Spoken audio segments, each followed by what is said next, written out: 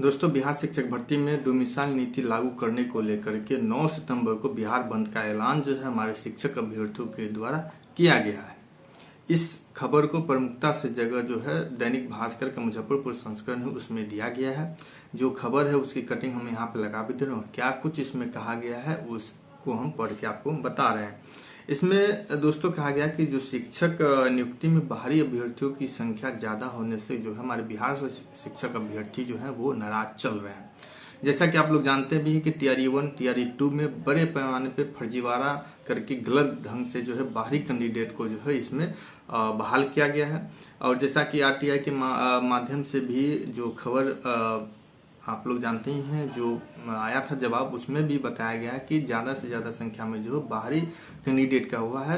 हमें तो जहां तक लगता है कि 80-90% का ये जो है आंकड़ा होगा बाहरी कैंडिडेट के सिलेक्शन का।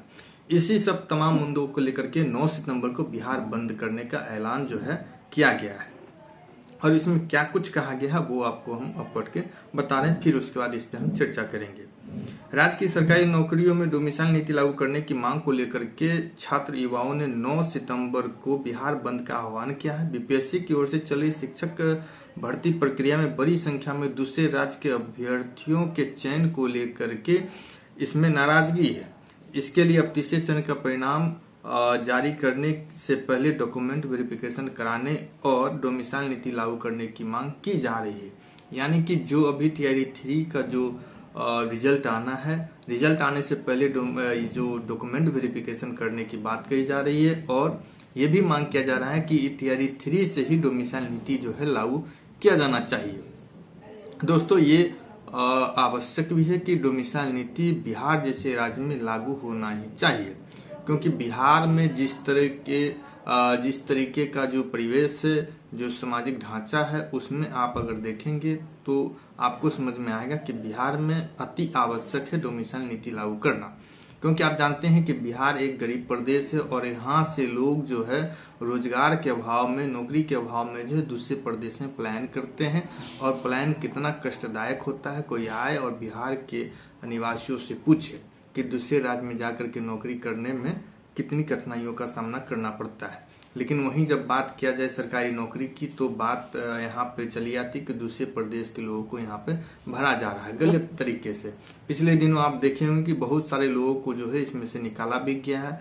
तमाम कैंडिडेट ऐसे भी थे जिनका जो है फर्जी तरीके से स्टेट पास थे, सीटेट पास हैं। कुछ लोग तो ऐसे भी थे कि गलत तरीके से आरक्षण का लाभ भी ले लिए थे। बहरहाल उन लोगों को, कुछ लोगों को निकाला गया है और बहुत सारे लोग अभी भी बने हुए हैं शिक्षक, लेकिन उनको भी निकालने की जरूरत है। और इसमें यह भी कहा गया है कि बड़े पैमाने पर दिव्यांग जो है फर्जी दिव्यांगता प्रमाण पत्र बना लिया गया है। बहुत सारे लोग ऐसे भी थे फर्जी डोमिसाइल बना लिए थे, यहाँ के फर्जी निवास प्रमाण पत्र बना लिए थे। इन सभी मुद्दों को लेकर के जो है बिहार बंद का ऐलान किया गया है। और इसमें एक मांग और किया गया है कि जो सुप्रीम कोर्ट का 2019 का जो आदेश था, इसमें कहा गया था सुप्रीम कोर्ट बनाम स्टेट ऑफ महाराष्ट्र के 2019 में जारी सुप्रीम कोर्ट के आदेश में कहा गया था कि रिजल्ट जारी करने से पहले डॉक्यूमेंट वेरिफिकेशन हो जाना चाहिए। इसी आदेश के हवाला देकर के ये भी मांग की जा रही है कि जो टीआरई 3 का जो रिजल्ट आएगा उससे पहले डॉक्यूमेंट वेरिफिकेशन कर लेना चाहिए, ताकि उन्हीं कैंडिडेट का रिजल्ट जारी किया जाए जो योग्य हैं, जिनके पास जो योग्यता का जो पैमाना है, जो आवश्यक कागजात हैं योग्यता के लिए, वो अगर उनके पास सही है तो उनका रिजल्ट जारी हो, अथवा उनको अयोग्य घोषित कर दिया जाए या फिर उनका रिजल्ट रोक लिया जाए। तो इन तमाम मुद्दों को लेकर के 9 सितंबर को बिहार बंद का आह्वान जो है हमारे शिक्षक अभ्यर्थियों के द्वारा किया गया है। लेकिन दोस्तों, इस बंद को सफल बनाने के लिए हम सभी लोगों को घर से बाहर निकलना पड़ेगा। और ज्यादा से ज्यादा संख्या में अगर आप लोग बाहर आएंगे, रोड पे आएंगे, इस बंद को सफल बनाएंगे तो हो सकता है कि डोमिसाइल नीति जो है डोमिसाइल को लागू कर दिया जाए। और ये दोस्तों, ये समय की मांग है। इतनी बेरोजगारी है बिहार में, उसको देखते हुए अगर आप लोग अगर नहीं साथ देंगे, नहीं अगर ये आवाज उठाएंगे, तो इसी तरीके से दूसरे प्रदेश के लड़के यहाँ आएंगे, नौकरी करेंगे, सरकारी नौकरी करेंगे। और यहाँ बिहार के जो है लड़के जो है जाएंगे दूसरे प्रदेश में मजदूरी करने के लिए। और जैसा कि आप लोग जानते भी हैं, आप लोग को पता भी होगा, कभी कुछ दिन पहले ही असम के मुख्यमंत्री जो हेमंत बिस्वा शर्मा, उन्होंने कहा था कि जो यहाँ के मूल निवासी उन्हीं को यहाँ सरकारी नौकरी दिया जाएगा, बाहरी किसी को नहीं दिया जाएगा। और आप लोग जानते हैं कि हमारे जितने पड़ोस में जो स्टेट हैं, जैसे झारखंड हो गया, उत्तर प्रदेश हो गया, उत्तराखंड हो गया, इन सभी में भी डोमिसाइल नीति लागू है, जो वहाँ के स्थानीय बच्चे को ही नौकरी दिया जाएगा, सरकारी नौकरी। उत्तर प्रदेश में तो यहाँ तक कि जो वहाँ कोर्स कराया जा रहा है, जो ट्रेनिंग कोर्स है शिक्षक का, उसमें भी डोमिसाइल नीति लागू है। पिछले दिनों आप लोग देखे ही होंगे, कुछ दिन पहले ही आया था कि बीटीसी करने के लिए जो है वहाँ का स्थानीय निवासी होना जरूरी था।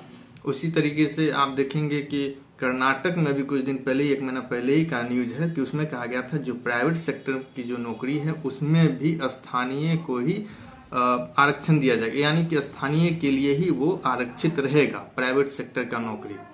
तो आप सोच सकते हैं दोस्तों, जो अदर स्टेट में जो है जहां प्राइवेट सेक्टर की नौकरी में स्थानीय को तरजीह दिया जा रहा है, वहीं बिहार जैसे गरीब प्रदेश में यहाँ जो है सरकारी नौकरी में अदर स्टेट वाले को तरजीह दी जा रही है और बिहारियों को इसमें तरजीह नहीं दिया जा रहा है। जबकि सबसे पहला यहाँ के नौकरियों पे सबसे पहला हक बिहारियों का है और बिहार वासियों का है। यहाँ के मुख्यमंत्री को भी समझना चाहिए इस बात को और इसको तत्काल जो है लागू करना चाहिए डोमिसाइल नीति को।